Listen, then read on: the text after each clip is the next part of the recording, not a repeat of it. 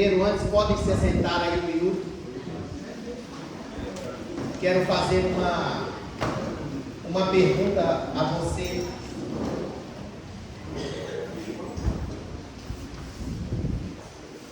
Quero fazer essa pergunta com base em dois textos bíblicos. Primeiro texto, 1 Reis 3:5. Vamos ver aqui. Isso é uma pergunta que nós vamos fazer para você. Em Gibeão apareceu o Senhor a Salomão de noite, em sonho. Deus, ele tem várias maneiras de falar, e em sonhos é uma delas, irmãos. Para quem conhece a linguagem dos sonhos, disse-lhe Deus: pede-me o que queres que eu te dê. Isso, Deus, ele aparece para Salomão e ele diz: olha, pede o que você quiser. Aí agora o outro texto está lá em Marcos 10:51. Então, para você falar, é um no Novo Testamento, um no Antigo Testamento e um no Novo Testamento. Perguntou-lhe Jesus: o que quer que eu te faça? E aí Jesus pergunta para você nesta manhã: o que quer que ele te faça? Jesus é Deus, você sabe disso, né? Amém. A Bíblia diz isso, que Jesus é Deus. Então, ele pergunta: o que quer que eu te faça? Que a sua resposta não seja uma resposta egoísta, uma resposta só para você. Por quê? Porque dependendo da sua resposta, você vai mostrar que você sabe diante de quem você está, e você também vai mostrar que você não sabe diante de quem você está. Porque parece que Bartimeu, embora ele vá dizer: Jesus, filho de Davi, ele estava dizendo: eu sei quem é você. Bartimeu, ele sabia em parte, mas ele fez um pedido limitado. Ele limitou Jesus naquilo que Jesus queria. Vamos ver primeiro o que Salomão respondeu. Volta lá no outro, em 1 Reis 3, agora 4.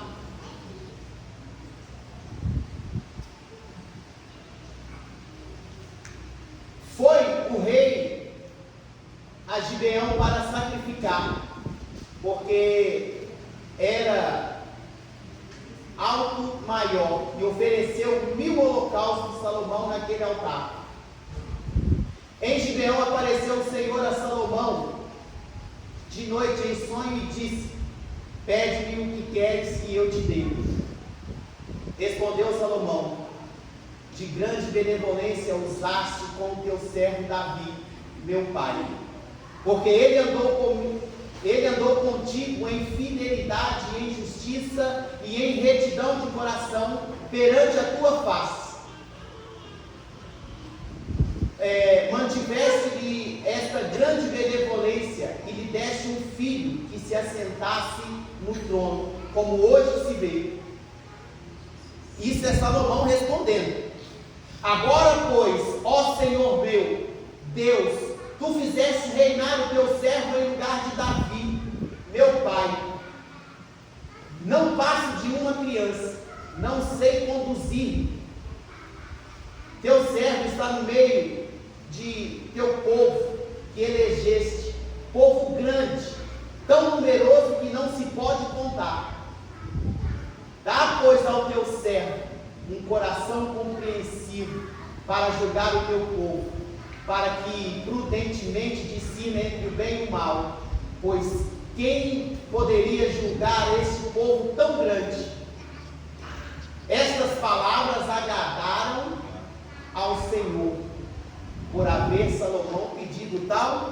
coisa. Agora volta lá no outro texto de Marcos, o 51.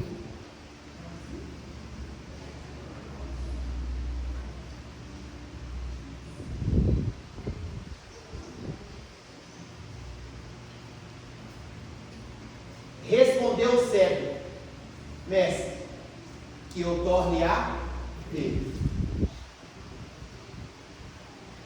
Ele sabia diante de quem ele estava?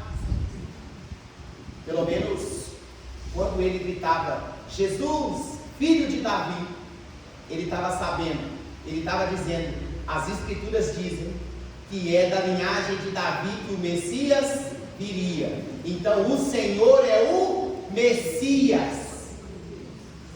Mas só que o que ele fez? Ele limitou Jesus. Que eu torne a ver. Jesus, então tá bom. Então veja. Se ele tivesse pedido: Senhor, eu quero marcar a minha geração. Eu quero que o Senhor faça algo na minha vida que vai impactar a minha casa, que vai impactar a minha família, que vai impactar esse bairro, que vai impactar esta cidade, que vai impactar esta nação. Eu quero que o Senhor faça algo para mim, que o meu nome será apontado na história. Pode ter certeza que Jesus ia dizer para ele: olha, boa coisa me pediste. Como você não pediu só para você, tudo que você me pediu vou te dar. E vou lhe dizer mais: enxergue, volte a ver. Porque foi isso que Deus fez para Salomão. Como a Bíblia diz, que aquelas palavras agradaram a Deus, aquele pedido, Deus disse para ele: olha, Salomão, porque você não me pediu riqueza, porque você não me pediu a morte dos seus inimigos, porque você não me pediu longevidade de vida, tudo isso eu vou te dar, e além, vou te dar tudo que você me pediu. Vou dar a você o que você me pediu e vou dar você além. E vou dizer mais: você terá um reinado de paz. Ele pediu isso para Deus? Não. Ele pediu: Deus, me dá um coração sábio para que eu possa conduzir o seu povo. E aí, opa, Deus, era o que eu precisava. E aí Jesus faz a mesma pergunta para Bartimeu: Bartimeu, o que você quer? Eu até falei: Jesus, o senhor está brincando? Quando eu ainda lá com os meus pensamentos, falei: Jesus, o senhor está brincando? O senhor está diante do moço cego e o senhor pergunta para ele. E aí você começa a entender, depois que eu te falar aqui, falei: o moço era cego e o senhor pergunta para ele o que ele queria. Sabe por quê? Porque teve um dia, há uns 20 e poucos anos atrás, eu estava lá na Avenida Amazonas, no 18º andar do Teatro Casa Nova. Tinha um ministro de louvor, o apelido dele era Montanha, e ele estava lá, ele era cego, estava ele e o cão guia. Pensa no louvor. Eu não sabia se era o céu que tinha descido ou se era a igreja que tinha subido, tamanha presença de Deus ali naquele lugar. E aquele moço cego me incomodou. Sabe por que me incomodou? Porque a doutrina da nossa igreja, nós cremos e pregamos que Jesus, ele cura. Eu falei: Senhor, o Senhor não vai curar esse moço não? Olha a presença do Senhor aqui nesse lugar. Faça algo grande aqui nesse lugar, nessa noite. E aí, Deus, o Espírito Santo não é bobo. Sabe o que o Espírito Santo fez? Falou com ele. E ele, no meio da ministração dele, sabe o que ele falou? Ele falou assim: olha, irmãos, eu nunca pedi Jesus para me curar.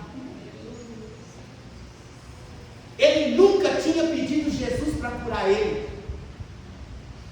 E aí depois tem o outro, eu vi esses dias agora, o Cleito. O Cleito está lá ministrando e aí ele contando lá, e ele falou assim, diz ele assim que estava ministrando, o outro moço chegou para ele e falou: Cleito, aqui, você não pode cantar essas músicas que Jesus cura, que Jesus faz milagre. Não, você não pode cantar isso.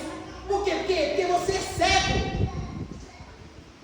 E aí ele falou assim: irmãos, e aí sabe o que eu falei para ele? Eu falei assim: olha, sabe qual que é a minha maior alegria? Aí ele falou assim: porque quando os meus olhos se abrirem pela primeira vez, eu vou ver o meu Senhor. Quando os meus olhos se abrirem pela primeira vez, eu vou ver o meu Senhor. E aí eu falei assim: então Jesus, pode ser que a maior necessidade de Bartimeu não era ser curado. Por isso Jesus perguntou: o que você quer? Pode ser que os outros olhem para você e vejam uma falta em você, mas a falta que os outros veem em você, E aí, se Bartimeu tivesse mudado o pedido dele, então, por isso eu estou dizendo a você nesta manhã, Jesus vai te visitar. Amém. E Ele vai perguntar para você: o que quer que eu te faça? O seu pedido será só para você? Leia a Bíblia e me prove qual outra vez Bartimeu apareceu. Bartimeu não apareceu mais. Agora Salomão, a Bíblia diz que ele era conselheiro de reis. Não houve outro. Então que o seu pedido não seja somente para você. Não seja só para você. E agora que eu entro na mensagem, coloca para mim aqui Jeremias 49, 23, na versão NVI. Nós vamos ver que o que uma má notícia ela pode fazer na vida de uma pessoa. E por isso nesse mês nós estamos orando e pedindo a Deus que nos dê boas notícias acerca de Damasco, em Ramate e Arpade. Estão atônitas, pois ouviram o quê? Más notícias. E contra uma má notícia, somente uma boa notícia, irmãos. Para combater uma má notícia, somente uma boa notícia. Olha o que a má notícia faz. Tirou a coragem. Uma má notícia tira a coragem. Já viu aquela pessoa: estou sem força hoje para levantar, não consigo nem me levantar, não quero nem sair da cama. Perturbadas com o agito do mar, que não pode acalmar-se. Damasco tornou-se frágil. A má notícia te desestabiliza. E pode ter certeza, as decisões que você tomar nesse momento de desestabilidade vão influenciar diretamente você, a sua casa e a sua geração futura. Se virou para fugir e o pânico tomou conta dela. Isso tudo por conta de uma má notícia. Uma má notícia. Olha bem o que você está vendo. Uma má notícia. Olha lá. Angústia e dor se apoderaram dela. Angústia.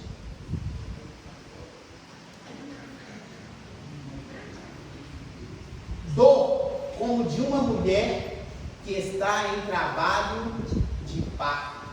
Então quem é mãe aí sabe que dor é essa. E isso tudo por causa de uma má notícia. Agora a Bíblia vai dizer que no 6º mês, oh glória, no 6º mês, nós estamos em que mês? Sexto. No 6º mês, Deus enviou o anjo na Rua Aline 215, para lhe trazer boas novas, para lhe trazer boas notícias. Deus acaba de tirar a força do seu inimigo. E eu quero declarar mais: como pão à sua boca, você poderá devorá-lo.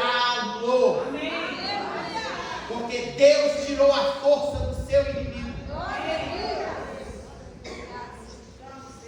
a Deus. Aleluia. Lucas 1:26.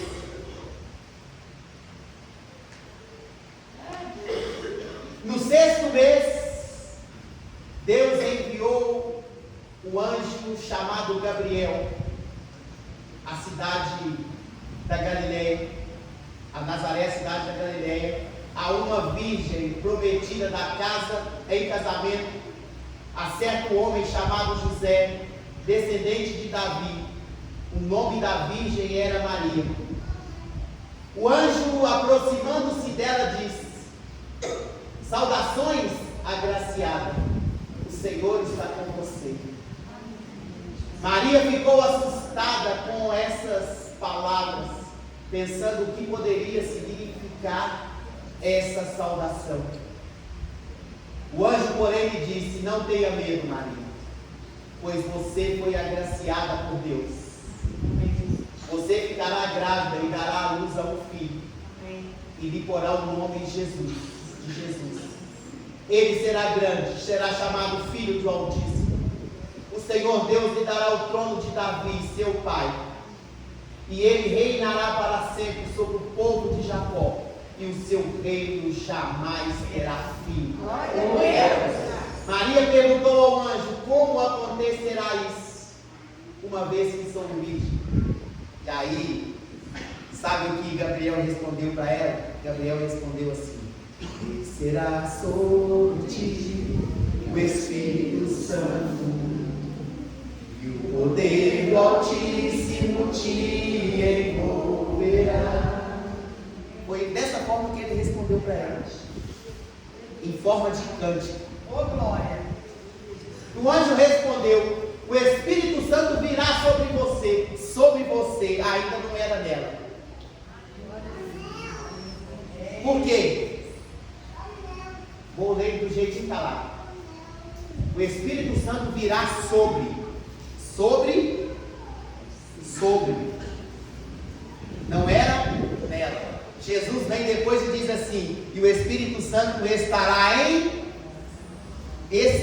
em dentro. Sobre você, e o poder do Altíssimo te cobrirá com sua sombra.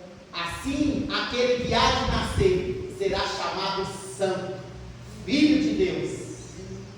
Também Isabel, tua parente, terá um filho na velhice.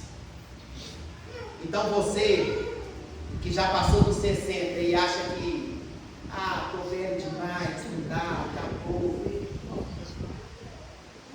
Olha lá. E vamos lembrar de Sara, 90 anos.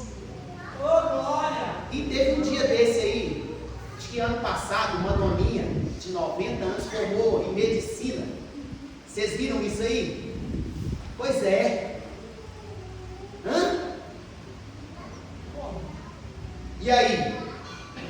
Você vai cruzar os braços e vai ficar: ó vida, ó azar. Não levanta nem o pé, não levanta nem o pé para andar, né? Você quer uma laranja, meu filho? Está descascada?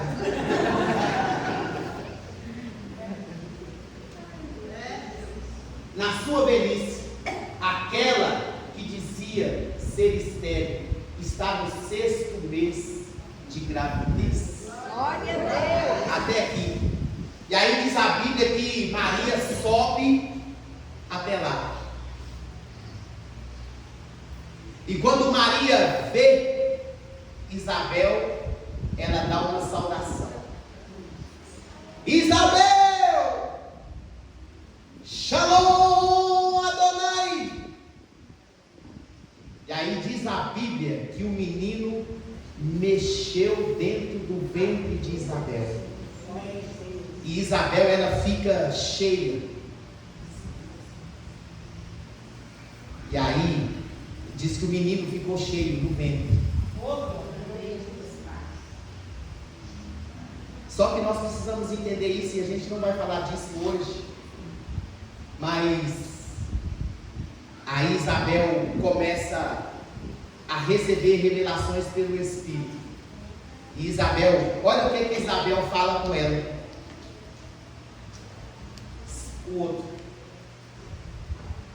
Pois nada há impossível para Deus. Nada há impossível. Glória a Deus. Sabe aquele problema? Sabe aquela dificuldade? Diante de Deus. E aí, senão você, aí é igualzinho Bartimeu. Você não sabe diante de quem você está. Acha que sabe, mas não sabe.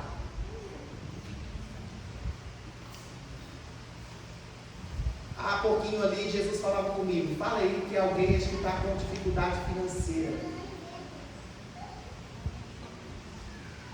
A resposta vai vir. Glória a Deus. A resposta vai vir. Maria respondeu: sou serva do Senhor, que aconteça comigo conforme a tua palavra. Então o anjo a deixou, e ela vai.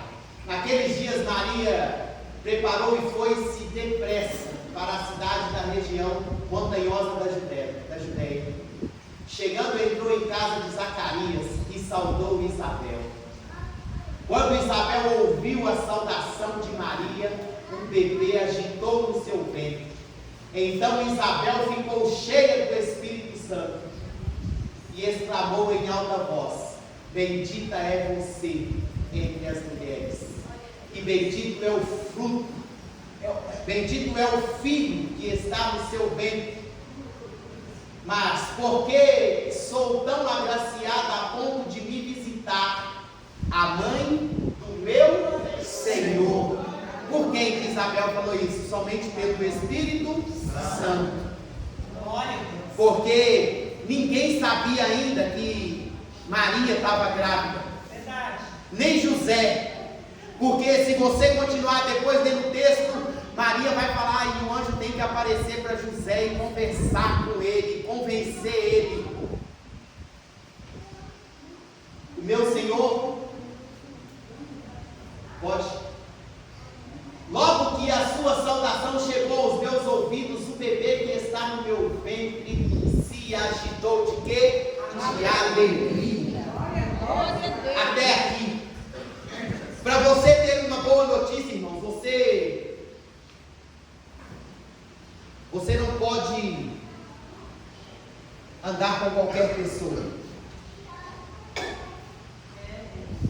Você não pode andar com qualquer pessoa. Olha o que Maria fez. Tão logo ela se apressou e foi estar junto de quem? De uma outra grávida. Ela foi estar diante de uma outra grávida. Sabe os seus sonhos que muitas vezes você quer falar lá com o seu colega de trabalho, com o seu amigo lá na faculdade, que nem ele não está nem aí para a sua fé? Você deveria de mudar as suas amizades. Meus amigos são todos cheios do Espírito Santo. Tem os colegas. E eu não compartilho coisas de amigos com colegas. Colegas, muitas vezes, vão ser para você matadores de sonhos. Vão ser essa pílula que estão querendo soltar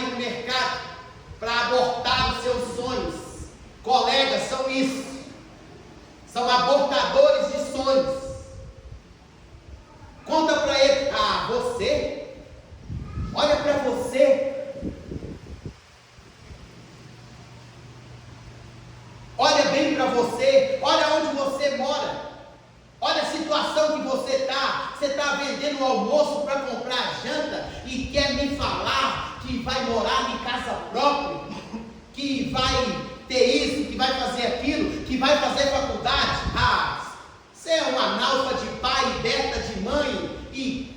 Não, peraí, ponha-se no seu lugar. Por quê? Porque não conhecem o Deus que você conhece, não servem ao Deus que você serve. A Bíblia vai dizer que aquilo que é impossível para os homens é possível para Deus. E ele também não sabe o que está escrito lá em 1 Samuel, que Deus ele pega o mais simples dos homens e o faz assentar entre os príncipes e os poderosos. Que Deus ele exalta o necessitado, pega o pobre desde o monturo. Lembra lá de Davi? Te chamei, filho meu, para ser vencedor. Te tirei de trás das malhadas. Sabe as malhadas? Eram só as ovelhas doentes, eram só as ovelhas com defeito. Aquelas ovelhas que ninguém dava nada por elas. Sabe por quê? Que Davi, ele conseguiu transformar 400 homens desencorajados, 400 homens caídos, em os 400 mais poderosos guerreiros. Por isso, porque ele estava acostumado a lidar com aquilo que ninguém dava nada. Ah, aquilo lá, aquilo não vale nada. Aquilo não vale a comida que como. Eu fico às vezes tentando imaginar Deus. Quando a gente joga uma pessoa no lixo, Deus, peraí, Deus pega um, corre, vai lá e pega mais um. As pessoas que a gente joga fora, Deus ele vai lá na lata de lixo e pega aquelas pessoas de volta. Aleluia. Sabe por que isso? Porque Deus ele deu um segredo, e eu já estou terminando. Ele falou assim: Samuel, quando você estiver lá, não atente para a aparência. Não atente para a aparência deles. Às vezes você fica complexado. Para com isso. Por causa muitas vezes da sua cor, do seu cabelo, da sua condição financeira. Você não estudou, não teve a oportunidade de estudar, mas ainda dá tempo. Para com isso.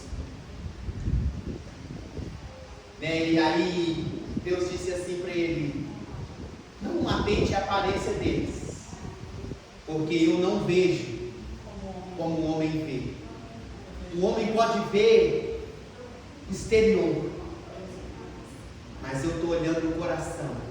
E Deus está sondando corações aqui nesta manhã. Amém. Deus está sondando corações aqui nesta manhã. E Ele só precisa de um sim seu para Ele. Você tem um coração disposto para Ele. Se coloque de pé e nós vamos orar. Não se esqueça. Não faça um pedido egoísta só para você.